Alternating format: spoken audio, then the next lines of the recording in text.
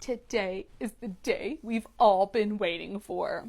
It's the equivalent of your wedding day, except it's buying a house. It's closing day.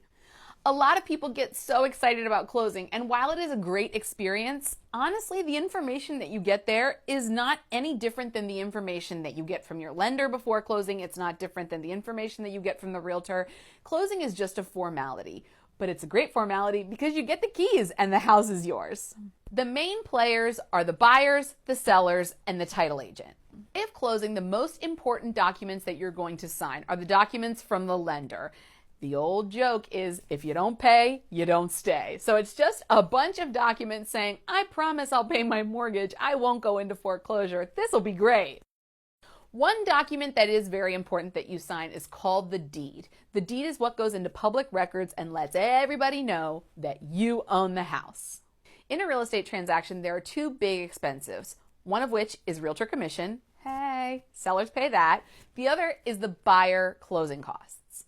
The buyer's closing costs take into account a lot of things. It takes into account paying for the property taxes, reimbursing the seller for the property taxes for the rest of the year or for the rest of the 6-month period. It takes into account paying the lender. It takes into account ordering your appraisal and spending the money on the appraisal.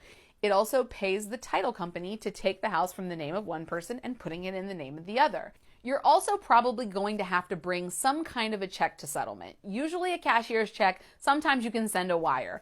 It's generally frowned upon to bring a personal check to closing. The only other thing you need to bring on that day is your driver's license to make sure that, the person signing is the person who is in front of us, who is the person who applied for the loan. And really, that's it. All you have to do is sit back and buy a house.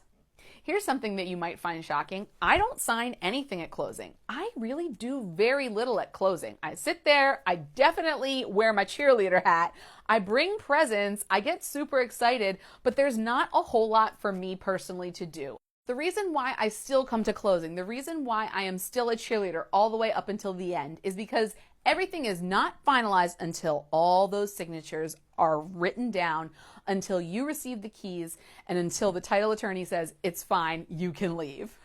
So congratulations, once you leave the closing table, you have those keys, shoot off the confetti cannon, you've got yourself a house. Ooh, ooh, ooh, ooh, ooh, ooh.